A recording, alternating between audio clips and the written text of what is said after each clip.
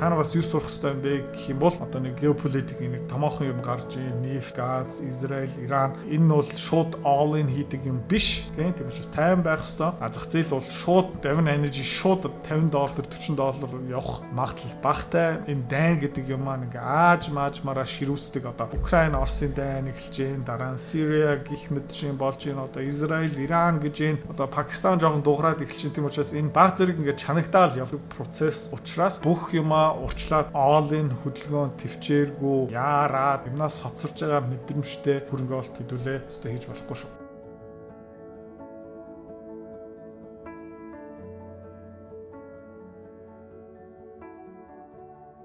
Зах зээлийн апдейт ярихаас өмнө хэдүүлээ өөр нэг зах зээлийг яриа. 60 их $80 зах зээлтэй humanoid robot. За энэ дээр ерөөхдөө нэлээд их судалгаа хийж байгаа. Жишээлбэл Morgan Stanley гэдэг компани хоёр томоохон шинжилгээнүүд дээр одоо бид нэр ажиллаж байгаа. Эхний репорт нь юу юм бэ гэх юм бол The Home Humanoid Robot 100 дотор ер нь бол 100% цад компани шинжилгээ дүүлдэг хийсэн байгаа. Ойролцоо 80 хуудастай энийг би уншсан. Одоо манай шинжээчийн баг бас уншиж байгаа. Дараагийнх нь юу юм бэ гэх юм бол Humanoids Investment Implications of Embodied AI. Химэл оюуханы тархитай роботын зах зээл. За энэ бас ойролцоо бас нэг 80 хуудастай шинжилгээ. Ийшээ манай баг LED-ийн ороод эхэлсэн. Тэгээд хэдүүлээ юу хийж байгаа юм бэ гэвэл энэ компаниуд дээр бас үнэлгээ хийгээд эхэлсэн байгаа. Тэ. Та харж байгаа бол ABB гэдэг компани, Азийн компани, Европын компани гих мэт энэ дээр бүгдэн дээр нь шинжилгээ дүгнэлт үнэлгээ хийгдэж байгаа. Тэгээ энэ дуусгаараа school community дотор хэдүүлээ бас ямар багцтай болох юм бэ гэвэл robotics дээр ирээдүйн хөрөнгө оолтын тусдаа нэг хөрөнгө оолтын багцтай болно. За тэгээд энэ хоёр репортноос гадна бас хэдэн ном уншиж байгаа, олон подкаст сонсож байгаа. Тэгээд энэ дээр гарсан дүгнэлт тийм ээ хөрөнгө оолтын багц зөвхөн манай school community дотор зарлагдана. Окей. За одоо тэгээд school community дотор ормоор байгаа юм бол энэ ирээдүйн хөрөнгө оолт дээр оролцмоор байгаа юм бол мэдээж school community-ийн гишүүн болох хэрэгтэй. Хувьцааны арилжаа хөрөнгө оолт тийм мөнгөөр мөнгө олох амар сонирхолтой байгаа ч тийм. Гэхдээ амар хэцүү. Хэвч хүмүүс нь ерөөсөж чаддгүй. Ягаад чаддгүй юм бэ гэх юм бол ментор багш байхгүй. Community байхгүй. Одоо сайн сонсоорой. Тийм. Би school community нээсэн. Тэн дээр юу зааж байгаа юм бэ гэх юм бол энэ толгоонд байгаа хөрөнгө оолтын бүх чадвараар чамтай хуваалцаж байгаа. Тэрнээс гадна би ямар хувьцаа хизээ ямар ханшаар хэдэн хуваар авж байгаа юм бэ тэн дээр ил тавигдсан байгаа. Чи нөгөө дүр аж бол. За. Манай community-ээр нэгдсэн хүмүүс одоо 1 сарын байдлаар доллараар тийм ойролцоо 50-60% өгөөж LED-ийг авцсан байгаа. За. Чи миний энэ чадварыг сурмаар байгаа юм бол энэ видеоны эцэст тийм манаар автна чам дэлгэн мэдээлэл өгнө. Тэгээд school community дотор уулзъя. За. Окей. Апдейт л орцгоё. Иран, Израилийн маргаан дайн ерөөхдөө хөрөнгөний зах зээлийг нэлээд савлуулсан. Та харж байгаа бол өнгөрсөн 7 хоног TLT Америкийн засгийн газрын бонд ер нь бол 85.6-86-аас гинт $80 руу пуужинсан. Тэрнээс хойш ерөөхдөө буцаага жоохон буурсан байгаа pre-market дээр одоо буцаага 86. Гэхдээ юу харагдаж байна гэх юм бол higher highs, lower lows тийм. Ерөөхдөө доктортой баг зэрэг ингээд дэшээ мөлхөөл явж байгаа. Тэгээ миний таамагаар бол хизээний цагт энэ дээр нэг томоохон хөдөлгөөн гарч ирэх байгаа. Хизээн бэ гэх юм бол дахиад 7 сард байх магадaltaй. Ам долларын индекс ер нь бол хугарлын цэг дээр явж байгаа. Таад нь харж байгаа бол нэг томоохон resistance энэ дээр явж байгаа. Downtrend дотор тэгээд ам доллар маань бас удахгүй нэг томоохон шийдвэр гаргана. Хизээн бэ гэх юм бол баг энэ 7 сарын ихээр 7 сарын дундуур энэ дээр нэг хөдөлгөөн гарч магадгүй. Гэхдээ одоохондоо бол энэ дээрээ хөдөлгөөн бид нэр хийх хэрэггүй. VIX өнгөрсөн 5 дахад ерөөхдөө 22 руу дэше явсан. Одоо буцаага 20 руу буурсан байгаа. VIX дээр нэг арилжаа байгаа. Өмнө бас энийг ярьжсэн. Тэгээд энийгээ ерөөхдөө ирэх юм уу тэрний дараах 7 хоногт хэдүүлээ хийнэ. Гэхдээ юу үлээж байгаа юм бэ гэх юм бол за ядаж буцаагаад нэг 18 руу буурчих юм бол хэдүүлээ энэ дээрээ нэг арилжаа хийнэ. Энэ дээр би бас таадад урчлаад мэдэгдэнэ. Тэгээ энэ арилжаал яаж ордгийг гих мэдчлэн манаар автан бүгдийг алхамаараа таадад тайлбарлчихна. Тийм амархан арилжаа бол биш, опшн арилжаа болохоор энэ дээрээ тусдаа видео гаргана. Окей. Dow Jones руу орох юм бол өнгөрсөн 5 дахь өдөр нэлээд улаан дээр close хийсэн 420 руу буурсан. pre-market дээр ерөөхдөө буцаагаад дээшээ өсөж байгаа 424 дээр uptrend нь хിവэрэ. Окей. S&P 500 бас өнгөрсөн 7 хоног жоохон цохилт авсан Dow Jones шиг хүчтэй цохилт бол биш. Pre-market дээр яг 600 дээр явж байгаа. Тийм буцаагаад ерөөхдөө оны ихээр 600 хавцаа байсан. Одоо буцаагаад 600 явж байгаа. Тэгээ одоо нэг жоохон завсарлага хийх бах. Ер нь бол нэлээд хөөрхөн өсчлөө 4 сарын 2-оос ахуулаад 480-аас 500 ирлүү өссөн болохоор жоохон эрчин буурж гин. Тэгээ Израиль, Ираны маргаан тийм учраас энэ дээр жоохон өсөлт нь жоохон тайвшраад эхэлж байна. Алт өнгөрсөн 7 хоног ер нь бол resistance-ийг цөмөлцсөн. Тэ 3400 дээр close хийсэн. Month 7 хоногийн хувьд бол аюу хүчтэй close хийсэн. Одоо энэ сарда 3400-аас дээш close хийж чадах юм бол ерөөхдөө uptrend нь өргөжсөөр л байгаа. Та харж байгаа юм бол энд нэг channel зурцсан байна. Ерөөхдөө upper limit, lower limit энэ ерөөхдөө ёроол таац ингээд харах юм бол бид нэр голоос жоохон дээгүүр явж байгаа. Миний таамаг юу юм бэ гэх юм бол энэ жилдээ энэ 3600, 3700 гарч байхаа энэ юунаас хамаарах юм бэ гэх юм бол Middle East тэндээ ерөөхдөө бүх юм задарч ах шүү гэн. Израилууд ер нь бол өнгөрсөн 10-20 жил юун дээр маш бардам зогсдог байсан байх юм бол бид нар Ираныг бөмбөгтөөд эхлэх юм бол Иран бот өсөрнэ. Израильчууд тултал нь бөмбөгтлөө. Иран тодорхой хэмжээний хариу барьж байгаа. Тийм учраас энэ хоёр хоорондоо устгах чадваргүй юм байна. Хоёулаа чадахгүй. Дэндүү өртөг өндөртэй дэндүү өндөр түвшний технологиг ашиглаж байгаа. Тэгээ энэ нэрчээр явах юм бол удахгүй Израиль тэгээ бас Ираны зэвсэг дуусчих учраас энэ жоохон амьсгаа авах. Гэхдээ энэ маргаан мүд дуусахгүй хаа. Тэгээд Орос Украины маргаан байж л байгаа. Тэрийг бас мартах хэрэггүй. Тийм учраас энэ алт бол өргөжлүүлээд дээшээ өсөөл явж байгаа. Тэгээд Европчууд юу хийж байгаа юм бэ гэх юм бол Дайныг хүсээр л байгаа. Америкийн Republican нам Neocon хүмүүс ч гэсэн Дайныг хүсээл байгаа. За ингээд алтыг харах юм бол том resistance дээр одоо ирсэн байна. Тэргээр хальт нэг цөмлөх гэж үзсэн чадсангүй. Resistance-ний доогоор ерөөхдөө close хийсэн. Тэгээд энэ 7 сарын одоо хүртэл одоо яах магадaltaй юм бэ гэх юм бол 3350 мавлуу буураад ингээд энэ rising triangle явсараа тэгээд 7 сарын дундуур тэ пат гэл дэшээ явах ерөөхдөө магадaltaй таймингийн хувьд мөнгө харах юм бол урьдчилаад LED-ийн хөдөлгдсөн том resistance-ийг цөмлөөд retraction ерөөсөө хийгээгүй жоохон back test хийгээд одоо 36 дээр close хийсэн байгаа. Тэгээ ингээд uptrend харах юм бол 7 сарын үеэр ерөөхдөө $37, 38, $37.5 дээр хүрэх магадлал ерөөхдөө маш өндөртэй. Тэгээд алтыныг бас дагаад явах хаа. Одоо жоохон мөнгө төрүүлээд явж гин хальт тий алт жоохон хоцорч байгаа. Гэхдээ мөнгөний араас алт одоо бас явах магадлал өндөртэй. За нефтний үн хаш та харж байгаа юм бол өнгөрсөн 22 оны Орос Украины дайнаас болж амар иштэй өссөн таадны харж байгаа юм бол $60 тийм ээ. Бараг нэг хагас жилийн дотор $120 руу пуужин. За энэ юунаас болж байгаа юм бэ гэх юм бол те Оросын маргаан санкц тээр газ нефтний хоолой газ нефтний Европын хомсдол тэгээд ерөөхдөө хангамжийн сүлжээ тэр чигтээ өөрчлөх ёстой болсон. Тэрнээс хойш ер нь бол буцаагаад $60-70 руу буураад сая Евролтой 2 энэ double bottom юм шиг одоо энэ харагдаж байна те $56-55 дээр double bottom игээд тэгээд тэрнээсээ нэлийн эрчтэй bounce хийсэн таад ингээд энэ тренд лайныг харах юм бол яг энэ тренд лайныг сая цөмлөөд back test хийгээд одоо явж байгаа. Дахиад нэг тренд лайн явж байна тий тэр бол resistance болж таарлаа. Тэгээд хэдүүлээ юу харах хэрэгтэй юм бэ гэх юм бол энэ downtrend нь үргэлжлэх юм уу? Тэхийн тулд ер нь бол одоо энэ Израиль Ираны маргаан төр зүртээ зогсох ёстой. Хэдүүлээ харцгаая. Ер нь бол одоо нэлийн хүчтэй resistance хаана байгаа юм бэ гэх юм бол $76 дээр байгаа. Support хаана гараад ирж байгаа юм бэ гэх юм бол $60. Тэгээд нефтийн үн хаш одоо өссөн болохоор энэ нефт олборлог компаниудын хувьцаа бас дагаад баг зэрэг өсөх байх. Яг гэх юм бол одоо өндөж зарж байгаа нефтний хаш нэмэгдэж байгаа. Энэ ерөнхийдөө инфляцийн муу мэдээлэл.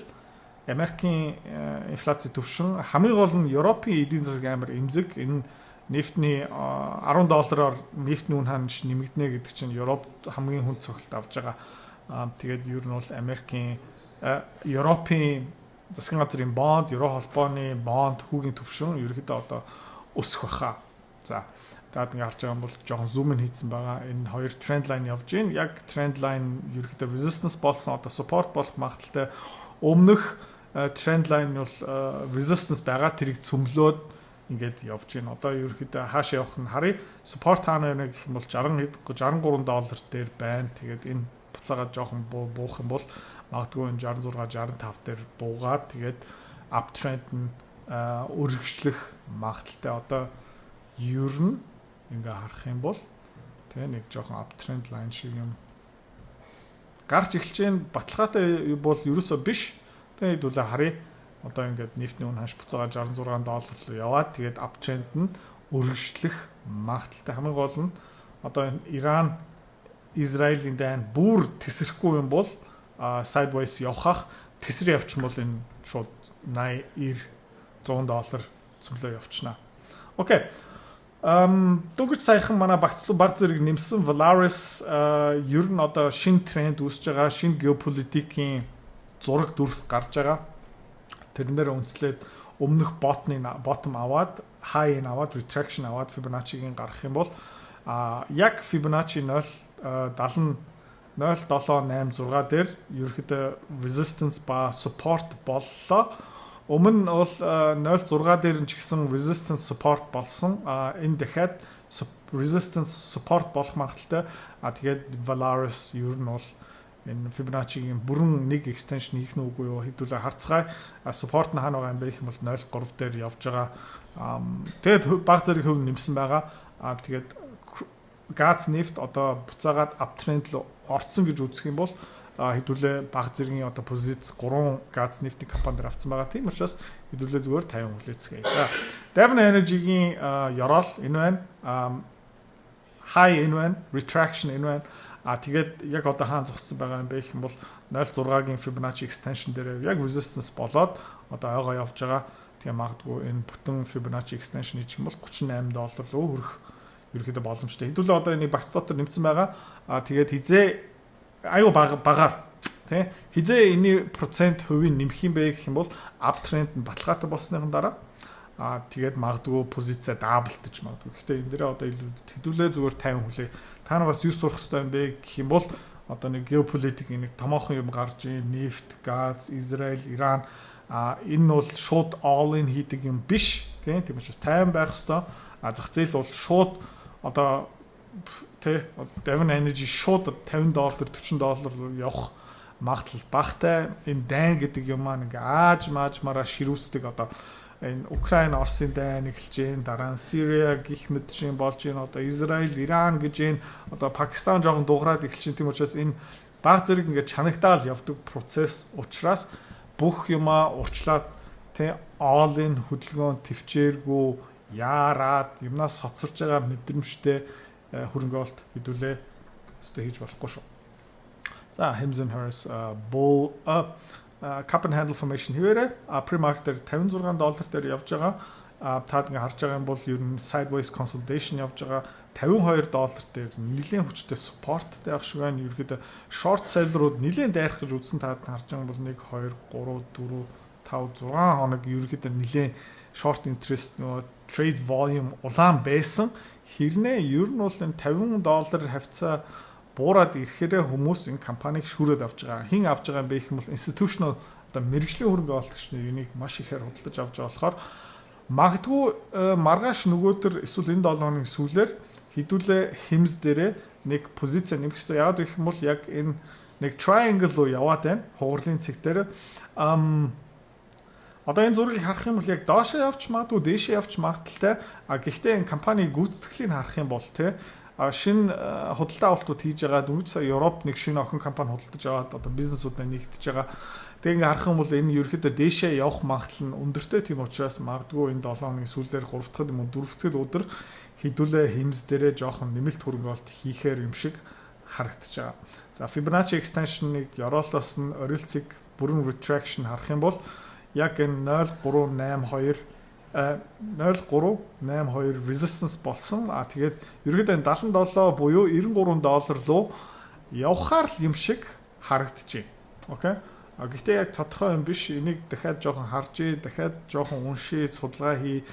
Andrew Durham-ийн компаниг үз захирал ер нь сүүлийн үед Instagram, Facebook дээр X Twitter дээр ерөөхдөө нэлээд идэвхтэй байгаа. Тийм учраас мань хүнийг дагаад тэгээд нэг acquisition нэмээд хийж магадaltaй л юм шиг санагдаж байна. За тэгээд та сая Saks үзсэн бол Америкийн телевиз үзсэн бол NBA Finals дээр одоо тэг Saks-ны Америкийн аваргын шалгалт тэмцээн дээр хэмс сурчлагаа хийгээд эхэлсэн.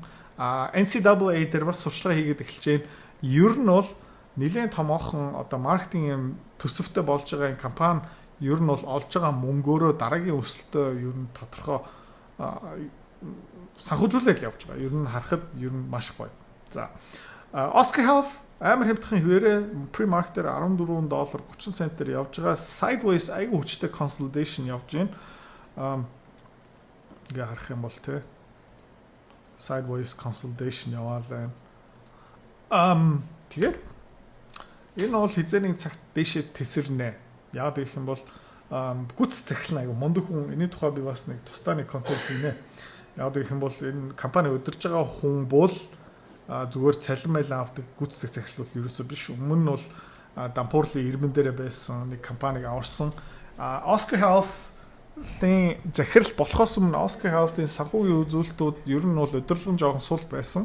Тэгээд гүйцэтгэх захирлаас солисныхын дараа шинэ гүйцэтгэх захирал гараад ирснийхэн дараа ерөнхийдөө энэ компани гүйцэтгэл амар сайжирсан. Ер нь 2023-24 онд энэ хүн орж ирсэн. Өмнө тийм эрүүл мэндийн салбар дээр ажиллаад бас Bridgewater Associates дээр ажиллаж байсан. Ray Dalio-гийн хөрөнгө оруулалтын компани. Гэхдээ энэ бол жоохон тусдаа түүх. Багц дотор таад ингээ мөнгө цэнгэлээл яаж байгаа бол Oscar Health-ыг ажмаараа нэмж аваарэ. Oscar Health-ийн хөв багасахгүй хэдүүлээ нэмсээр л байна шүү. За хэзээний цагт сайхан дэше тесэрнэ. Tesla pre-market-ээр $330 тэ өнгөрсөн 5 дахь өдрийн цохилт Tesla бол ерөөсө тоосчгүй. Тэ Израиль Ираны маргаан Tesla-д бол ямар ч хамаагүй ингээ харах юм бол нөгөө ёроол нь энэ байна. Тийм нэг жижигхэн ап тренд явж байгаа. 3 удаа маш хүчтэй support болсон. Одоо энэ $225-230. Тэгээд Elon Musk Donald Trump-та маргалдаал $280 бол бас support болоод одоо аажмаараа энэ буцаагаад ап тренд л орж байгаа. Robotaxi Austin хот дотор ашиглалтанд орсон байгаа хүмүүс тэргээ баг зэрэг дуудаж байгаа. Тэгээд нэлээд олон мууж улс дотор full self driving хэмэл ойхоноор жолооддаг эрхээ авж байгаа. Тийм учраас Tesla дээр хэдүүлээ одоо ойрын хугацаанд нэг сүртэй өөрчлөлт орохгүй энийг зүгээр хараад явжээ. Nvidia компани ингээд тренд харах юм бол up trend-ийг жоохон эвдэх гээд ах шиг байна. Тийм ээ. Тийм учраас хэдүүлээ өнгөрсөн 7 жоохон хуваа багасгсан. Бас геополитикийн эрсдэл байгаа. Нэмээ хэлэхэд ер нь бол энэ 7 сарын үеэр магадгүй хэдүүлээ хувьцаануудыг нэлээд эрсдэлтэй багасгах шүү. За тэрэндээ бэлэн байгаарай. Тэгээд ингээ харах юм бол Nvidia бол одоо жоохон sideways consolidation явж байгаа. Uptrend-тэй жоохон эвдэх гээд ах шиг байна. Гэхдээ энэ дээрээ санаа зовхон байхгүй. Улсууд Англи улс, Франц улс, Герман улс, Америкчууд ер нь бүгдээрээ энэ Nvidia-гийн чипийг тултан авч байгаа. Окей. За одоо алтыг яри Mecha Metals энэ бол анхны uptrend тэрнээс доогуур унтсан. Тэ алтны ханш бас жоохон correction хийгээд одоо айгуу таад харж байгаа нь Sinus тэ энэ Cosinus ерөөдөө нэг сайхан curve-уд цикл явж гин. Тэгээд циклийн гол тренд нь яг энэ голтой хിവэрээ яг энэ тренд лайныг дагаа явж гин. Айгуу хөөрхөн дагаа явж байгаа одоо $17 $10.5 центээр явж байгаа. Ер нь бол энэ тренд лайныг дагаал явах юм байна. Ойролцоо нэг 7 хоног ма 2-7 хоногийн анхны алтан гараад ирчин. Тэгээд 7 сарын дундуур анхны алттай холбоотой cash flow гарч ирнэ. Нөөц нь нэмэгдэж байгаа, олборлолт нь сайн, алтны үн ханш нь өндөр. Тэгээ бид нар энэ жилдээ баг энэ хувьцаанаас салахгүй баха. Окей? Энэ хувьцаанаас салахгүй зүгээр бид нарт тий ашиг өгсөөр явах. За Core Mining тэг хэдүүлээ орсноос хойш ерөөдөө хөрхэн дэш явж байгаа.